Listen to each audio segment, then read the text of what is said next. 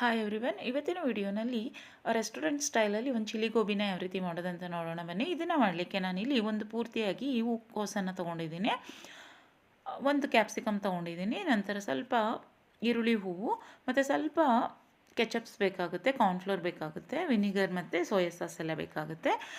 ಇದು ಚಿಲ್ಲಿ ಗೋಬಿ ಮಾಡ್ತಾ ಇರೋದ್ರಿಂದ ಒಂದು ಸ್ವಲ್ಪ ಹಸಿರು ಮೆಣಸಿನ್ಕಾಯಿನ ಜಾಸ್ತಿ ತೊಗೊಂಡಿದ್ದೀನಿ, ಸ್ವಲ್ಪ ಖಾರವಾಗಿ ಚೆನ್ನಾಗಿರುತ್ತೆ. ಚಳಿಗಾಲದಲ್ಲಿ ಈ ಥರ ಮಾಡಿಕೊಂಡ್ರೆ ತುಂಬ ಚೆನ್ನಾಗಾಗುತ್ತೆ. ಮತ್ತು ಒಂದು ಸ್ವಲ್ಪ ಬೆಳ್ಳುಳ್ಳಿಯನ್ನು ತೊಗೊಂಡಿದ್ದೀನಿ, ಬೆಳ್ಳುಳ್ಳಿಯನ್ನು ಸಣ್ಣದಾಗಿ ಕಟ್ ಮಾಡ್ಕೊಳ್ಬೇಕು. ನಂತರ ಈರುಳ್ಳಿಯನ್ನು ನೋಡಿ ಈ ಥರ ಸ್ಲೈಸಸ್ ಮಾಡ್ಕೋತಾ ಇದ್ದೀನಿ. ಕ್ಯಾಪ್ಸಿಕಮ್ನು ಅಷ್ಟೇ ಸಣ್ಣದಾಗಿ ಹೆಚ್ಕೋತಾ ಇದ್ದೀನಿ, ಇಲ್ಲಾಂದರೆ ಉದ್ದುದಾಗೂ ತೆಳುವಾಗೂ ಸಹ ಹೆಚ್ಕೊಳ್ಬೋದು. ನಂತರ ಸ್ವಲ್ಪ ಶುಂಠಿಯನ್ನು ತುರ್ಕೋತಾ ಇದ್ದೀನಿ. ಶುಂಠಿ ತುರ್ಕೊಳ್ಬೋದು, ಇಲ್ಲಾಂದರೆ ಹೆಚ್ಚಿಬಿಟ್ಟು ಇಟ್ಕೊಳ್ಬೋದು. ನೋಡಿ, ಬೆಳ್ಳುಳ್ಳಿಯನ್ನು ಈ ರೀತಿಯಾಗಿ ಸಣ್ಣದಾಗಿ ಹೆಚ್ಕೊಳ್ಬೇಕು, ತುಂಬ ಚೆನ್ನಾಗಾಗುತ್ತೆ ಫ್ರೈ ಮಾಡಲಿಕ್ಕೆ. ನಂತರ ಈರುಳ್ಳಿ ಹೂವು ಇದೆಯಾ ನೋಡಿ, ಈರುಳ್ಳಿ ಹೂವನ್ನು ಅಷ್ಟೇ ಸಣ್ಣದಾಗಿ ಕಟ್ ಮಾಡಿಬಿಟ್ಟು ಇಟ್ಕೊಂಡಿದ್ದೀನಿ. ಈರುಳ್ಳಿ ಹೂವು ಸಹ ತುಂಬ ಚೆನ್ನಾಗಾಗುತ್ತೆ ಇದಕ್ಕೆ. ಮತ್ತು ಒಂದು ಪೂರ್ತಿಯಾಗಿ ಇಲ್ಲಿ ನಾನು ಗೋಬಿಯನ್ನು ತೊಗೊಂಡಿದ್ದೀನಿ. ಗೋಬಿ ಎಷ್ಟು ಬೇಕೋ ಅಷ್ಟು ತೊಗೊಳ್ಬೋದು. ಒಂದು ಪೂರ್ತಿ ಗೋಬಿಯಲ್ಲಿ 3 ಜನಕ್ಕೆ ಆಗುತ್ತೆ. ನೋಡಿ, ಈ ರೀತಿಯಾಗಿ ನೀಟಾಗಿ ಕ್ಲೀನ್ ಮಾಡಿಕೊಂಡು ಗೋಬಿಯನ್ನು ಬಿಡಿಸ್ಕೊಂಡು ಅದನ್ನು ಕುದೀತಾ ಇರುವಂತಹ ನೀರಿಗೆ ಫಸ್ಟು ಸೇರಿಸ್ಕೊಬೇಕಾಗುತ್ತೆ. ಏಕೆಂದರೆ ಅದರಲ್ಲಿ ಏನಾದರೂ ಹುಳು ಇದ್ದರೆ ಎಲ್ಲ ಕ್ಲೀನ್ ಆಗುತ್ತೆ. ಮತ್ತು ಇದು ತುಂಬ ಫ್ರೆಶ್ ಆಗಿತ್ತು, ಒಂದು ಸಹ ಹುಳು ಇರಲಿಲ್ಲ. ಗೋಬಿ ಸೀಸನ್ ಇದೆ ನೋಡಿ, ಫ್ರೆಶ್ ಆದಂತಹ ಗೋಬಿ ಬರುತ್ತೆ.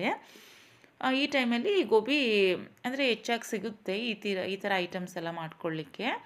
ಈಗ ನಾನು ನೀಟಾಗಿ ಗೋಬಿಯನ್ನು ಬಿಡಿಸ್ಬಿಟ್ಟು ಬಿಸಿನೀರಿಗೆ ಹಾಕ್ಕೊಂಡಿದ್ದೀನಿ. ಒಂದು 10 ನಿಮಿಷ ಅದನ್ನು ನೆನೆಲಿಕ್ಕೆ ಬಿಡ್ತೀನಿ.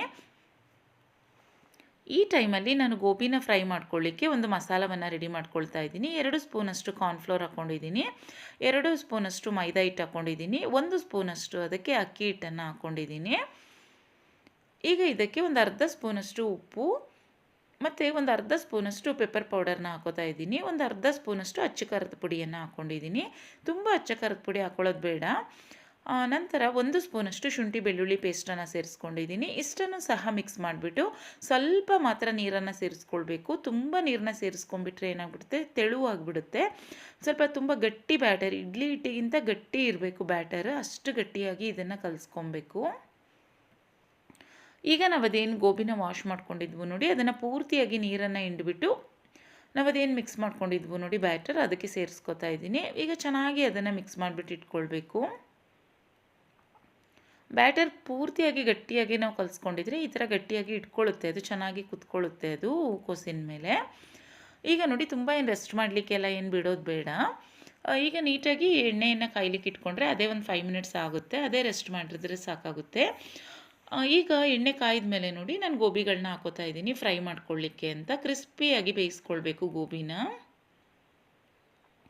ಫಸ್ಟ್ ಏನು ಗೋಬಿನ ಹಾಕ್ಕೊಳ್ತಾ ಇದ್ದೀವಿ ನೋಡಿ, ತುಂಬ ಅಂದರೆ ಇಮಿಡಿಯೇಟ್ ಟರ್ನ್ ಮಾಡೋದೇನು ಬೇಡ, ಒಂದು 10 ಮಿನಿಟ್ಸ್ ಹಾಗೆ ಬಿಡಬೇಕಾಗುತ್ತೆ. ನಂತರ ಅದನ್ನು ಟರ್ನ್ ಮಾಡ್ಕೊಳ್ಬೇಕು. ಈಗ ಪೂರ್ತಿಯಾಗಿ ಕ್ರಿಸ್ಪಿ ಆಗಬೇಕು, ಅಲ್ಲಿ ತನಕ ಅದನ್ನು ಫ್ರೈ ಮಾಡ್ಕೊಳ್ಬೇಕು. ನೋಡಿ, ಈಗ ಒಂದು 15 ಮಿನಿಟ್ಸ್ ತೊಗೊಳುತ್ತೆ, 15 to 20 ಮಿನಿಟ್ಸು ಒಂದು ಬ್ಯಾಚ್ ಫ್ರೈ ಆಗಲಿಕ್ಕೆ. ನೀಟಾಗಿ ಅದು ಮೀಡಿಯಮ್ ಫ್ಲೇಮಲ್ಲಿ ಈ ಥರ ಬೇಯಿಸ್ಕೊಂಡ್ರೆ ಕ್ರಿಸ್ಪಿಯಾಗಿ ಬರುತ್ತೆ. ಫಸ್ಟು ಸ್ಟಾರ್ಟಿಂಗ್ ಹೈ ಫ್ಲೇಮಲ್ಲಿ ಬೇಯಿಸ್ಕೊಂಡ್ಬಿಟ್ಟು ನಂತರ ಅದನ್ನು ಮೀಡಿಯಮ್ ಫ್ಲೇಮಲ್ಲಿ ಬೇಯಿಸ್ಕೊಬೇಕಾಗುತ್ತೆ. ಈಗ ನೋಡಿ, ಮತ್ತೆ 2ನೇ ಸರಿ ಹಾಕ್ಕೊಳ್ತಾ ಇದ್ದೀನಿ. ನಾವು ಅದೇನು ಗೋಬಿನ ತೊಗೊಂಡಿದ್ದೀವಿ, ಒಂದು ಗೋಬಿ ನೀಟಾಗಿ 3 ಸರಿ ಬೇಯಿಸ್ಕೊಬೇಕಾಗುತ್ತೆ ಎಣ್ಣೆಯಲ್ಲಿ. ಸ್ವಲ್ಪ ಜಾಸ್ತಿ ಎಣ್ಣೆ ಹಾಕ್ಕೊಂಡ್ರೆ 2 ಸರಿಗೆ ಬೇಯಿಸ್ಕೊಂಡ್ಬಿಡ್ಬೋದು. ನೋಡಿ, ಈಗ ಅದೇನು ನಾವು ಗೋಬಿನ ಹಾಕೋತಾ ಇದ್ದೀವಿ, ಒಂದು 10 ಮಿನಿಟ್ಸ್ ಹಾಗೆ ಬಿಟ್ಬಿಡಬೇಕು.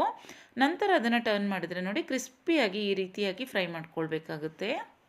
ನಾವು ಬೇಗ ತೆಗೆದುಬಿಟ್ರೆ ಏನಾಗ್ಬಿಡುತ್ತೆ ಅಂದರೆ ಸ್ವಲ್ಪ ಸಾಫ್ಟ್ ಇರುತ್ತೆ ನೋಡಿ, ಗೋಬಿ ಮಂಚೂರಿ ಅಷ್ಟು ಚೆನ್ನಾಗಾಗಲ್ಲ ತಿನ್ನಲಿಕ್ಕೆ.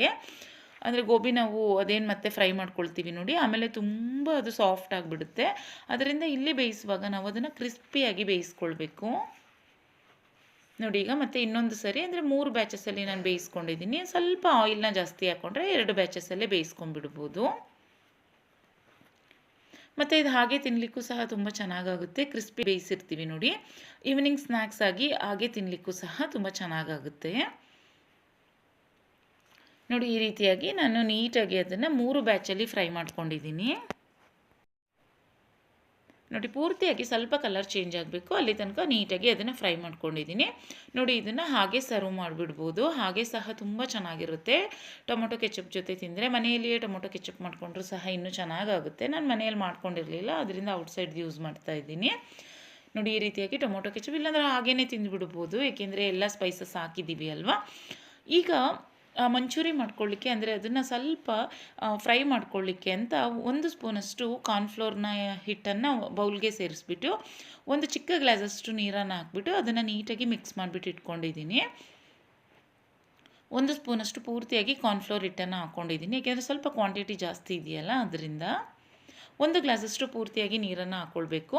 ನಂತರ ನೋಡಿ ಅದನ್ನು ಫ್ರೈ ಮಾಡ್ಕೊಳ್ಳಿಕ್ಕೆ ಒಂದು ಬಾಣಲಿಗೆ 4 ಸ್ಪೂನಷ್ಟು ಎಣ್ಣೆಯನ್ನು ಹಾಕ್ಕೊಂಡಿದ್ದೀನಿ. ಫಸ್ಟ್ ಇದಕ್ಕೆ ಶುಂಠಿ ಮತ್ತು ಬೆಳ್ಳುಳ್ಳಿಯನ್ನು, ಅಂದರೆ ಬೆಳ್ಳುಳ್ಳಿ ಕಟ್ ಮಾಡಿರೋದನ್ನ ಮತ್ತು ಶುಂಠಿ ತುರಿದಿರೋದನ್ನ ಹಾಕ್ಬಿಟ್ಟು ಸ್ವಲ್ಪ ಫ್ರೈ ಮಾಡ್ಕೊಳ್ಬೇಕು.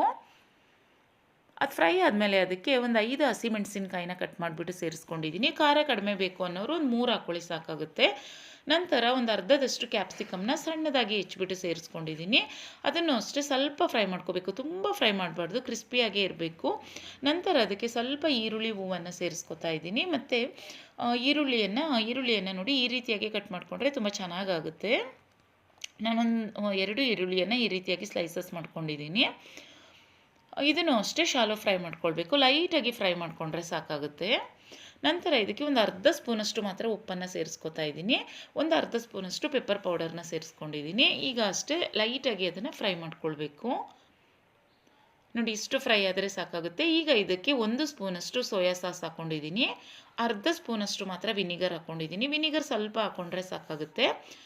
ಮತ್ತು 1 ಸ್ಪೂನಷ್ಟು ರೆಡ್ ಚಿಲ್ಲಿ ಸಾಸ್ ಮತ್ತು ಒಂದು 4 ಸ್ಪೂನಷ್ಟು ಟೊಮೊಟೊ ಕೆಚಪ್ನ ಸೇರಿಸ್ಕೊತಾ ಇದ್ದೀನಿ. ಟೊಮೊಟೊ ಕೆಚಪ್ನ ಸ್ವಲ್ಪ ಜಾಸ್ತಿ ಹಾಕ್ಕೊಳ್ಬೇಕು, ತುಂಬ ಚೆನ್ನಾಗಾಗುತ್ತೆ. ಈಗ ನೋಡಿ ಅಷ್ಟನ್ನು ಮಿಕ್ಸ್ ಮಾಡಬೇಕು, ತುಂಬ ಫ್ರೈ ಮಾಡಬೇಕು ಅಂತ ಏನಿಲ್ಲ. ಅದು ಸ್ವಲ್ಪ ಕುದಿ ಬಂದರೆ ಸಾಕಾಗುತ್ತೆ ನೋಡಿ ಈ ರೀತಿಯಾಗಿ. ಈಗ ಇದಕ್ಕೆ ನಾವು ಅದೇನು ಬ್ಯಾಟರ್ ರೆಡಿ ಮಾಡ್ಕೊಂಡಿದ್ವು ನೋಡಿ ಕಾರ್ನ್ಫ್ಲೋರ್ದು, ಅದನ್ನು ಸೇರಿಸ್ಕೊತಾ ಇದ್ದೀನಿ. ಸ್ವಲ್ಪ ನೀರು ಕಡಿಮೆ ಆಯಿತು, ಮತ್ತು ಇದಕ್ಕೆ ಒಂದು ಸ್ವಲ್ಪ ನೀರನ್ನು ಆ್ಯಡ್ ಮಾಡ್ಕೊತಾ ಇದ್ದೀನಿ. ಅದರ ಒಂದು ಚಿಕ್ಕ ಗ್ಲಾಸಷ್ಟು ನೀರನ್ನು ಸೇರಿಸ್ಕೊಬೇಕಾಗುತ್ತೆ, ಏಕೆಂದರೆ ಜ್ಯೂಸಿಯಾಗಿ ತುಂಬ ಚೆನ್ನಾಗಿ ಬರುತ್ತೆ ಅದರಿಂದ. ನೋಡಿ ಈಗ ನೀರನ್ನು ಸೇರಿಸ್ಕೊಂಡ್ಮೇಲೆ ಈಗ ಒಂದು 2 ನಿಮಿಷ ಅದನ್ನು ಕುದಿಸ್ಕೊಬೇಕು, ಏಕೆಂದರೆ ಕಾರ್ನ್ಫ್ಲೋರ್ ಬ್ಯಾಟರ್ ಸೇರಿಸಿದ್ದೀವಿ ನೋಡಿ, ಅದು ಮಸಾಲ ಜೊತೆ ಚೆನ್ನಾಗಿ ಕುದಿಬೇಕು. ನೋಡಿ ಈಗ ಚೆನ್ನಾಗಿ ಕುದೀತಾ ಇದೆ ಅಲ್ವಾ, ಇಷ್ಟು ಕುದ್ರೆ ಸಾಕಾಗುತ್ತೆ. ಈಗ ನಾವೇನು ಫ್ರೈ ಮಾಡ್ಕೊಂಡಿದ್ವು ನೋಡಿ ಗೋಬಿ, ಅದನ್ನು ಸೇರಿಸ್ಕೊಂಡು ಚೆನ್ನಾಗಿ ಮಿಕ್ಸ್ ಮಾಡ್ಕೊಳ್ಬೇಕು. ಗೋಬಿನ ಈಗ 1 ನಿಮಿಷ ಚೆನ್ನಾಗಿ ಮಿಕ್ಸ್ ಮಾಡಿಕೊಂಡ್ರೆ ಸಾಕಾಗುತ್ತೆ, ಏಕೆಂದರೆ ಗೋಬಿನೂ ಚೆನ್ನಾಗಿ ಎಣ್ಣೆಯಲ್ಲಿ ಫ್ರೈ ಆಗಿದೆ ಅಲ್ವಾ ಅದರಿಂದ. ನೋಡಿ ಈಗ ಜ್ಯೂಸಿ ಆದಂತಹ ಚಿಲ್ಲಿ ಗೋಬಿ ಈ ರೀತಿಯಾಗಿ ಸಿಂಪಲ್ಲಾಗಿ ರೆಸ್ಟೋರೆಂಟ್ ಸ್ಟೈಲಲ್ಲಿ ಮನೆಯಲ್ಲಿಯೇ ರೆಡಿ ಮಾಡ್ಕೊಂಡ್ಬಿಡ್ಬೋದು. ಸೇಮ್ ರೆಸ್ಟೋರೆಂಟ್ಗಿಂತ ತುಂಬ ಚೆನ್ನಾಗಿ ಆಗುತ್ತೆ. ಮತ್ತು ಔಟ್ಸೈಡ್ ನಾವೇನು ಗೋಬಿ ಮಂಚೂರಿ ತರ್ತೀವಿ ನೋಡಿ, ಅದರಿಂದ ಸಹ ತುಂಬ ಚೆನ್ನಾಗಿ ಆಗುತ್ತೆ. ಅದರ ಮೇಲೆ ನಾನು ಇನ್ನೊಂದು ಸ್ವಲ್ಪ ಈರುಳ್ಳಿ ಹೂವನ್ನು ಹಾಕ್ಕೊಂಡಿದ್ದೀನಿ. ಈರುಳ್ಳಿ ಹೂವು ತುಂಬ ಚೆನ್ನಾಗಾಗುತ್ತೆ, ಅಂದರೆ ಅದರಲ್ಲಿ ಏನಷ್ಟು ಖಾರ ಎಲ್ಲ ಇರಲ್ಲ ನೋಡಿ, ತುಂಬ ಚೆನ್ನಾಗಿ ಆಗುತ್ತೆ. ಅಂದರೆ ಈರುಳ್ಳಿಗಿಂತ ಈರುಳ್ಳಿ ಹೂವು ತುಂಬ ಚೆನ್ನಾಗಾಗುತ್ತೆ. ನೋಡಿ ಈಗ ರೆಡಿ ಆಯಿತು. ಈ ರೀತಿಯಾಗಿ ಮನೆಯಲ್ಲಿಯೇ ಸಿಂಪಲ್ಲಾಗಿ ಗೋಬಿ ಮಂಚೂರಿಯನ್ನು ಮನೆಯಲ್ಲಿಯೇ ಮಾಡ್ಕೊಳ್ಬೋದು. ಹಾಗೂ ಔಟ್ಸೈಡ್ ನಾವೇನು ತರ್ತೀವಿ ನೋಡಿ ಅದ್ರಿಗಿನ್ನ ತುಂಬ ಚೆನ್ನಾಗಿ ಟೇಸ್ಟಿಯಾಗಿ ಬರುತ್ತೆ. ಮಕ್ಕಳಿಗಂತೂ ತುಂಬ ಇಷ್ಟ ಆಗುತ್ತೆ. ಇದನ್ನು ಟೊಮೊಟೊ ಕೆಚಪ್ ಜೊತೆ ಸರ್ವ್ ಮಾಡಿದ್ರೆ ಅಂತೂ ಇನ್ನೂ ಚೆನ್ನಾಗಾಗುತ್ತೆ. ಮನೆಯಲ್ಲಿಯೇ ಟೊಮೊಟೊ ಕೆಚಪ್ನ ಸಹ ಸಿಂಪಲ್ಲಾಗಿ ಮಾಡ್ಕೊಂಬಿಟ್ರೆ ಅಂತೂ ಇದಕ್ಕೆಲ್ಲ ಈಸಿಯಾಗಿ ಮನೆಯಲ್ಲಿಯೇ ಯೂಸ್ ಮಾಡ್ಕೊಂಬಿಡ್ಬೋದು. ರೆಸಿಪಿ ಇಷ್ಟ ಆದರೆ ನೀವು ಸಹ ಟ್ರೈ ಮಾಡಿ, ಹಾಗೆ ಬೇರೆಯವ್ರಿಗೂ ಸಹ ಶೇರ್ ಮಾಡಿ, ಹಾಗೆ ಚಾನಲ್ನ ಸಬ್ಸ್ಕ್ರೈಬ್ ಮಾಡ್ಕೊಳ್ಳಿ, ಹಾಗೆ ಪಕ್ಕದಲ್ಲೇ ಇರೋ ಬೆಲ್ ಐಕಾನ್ನ ಪ್ರೆಸ್ ಮಾಡಿ. Thank you.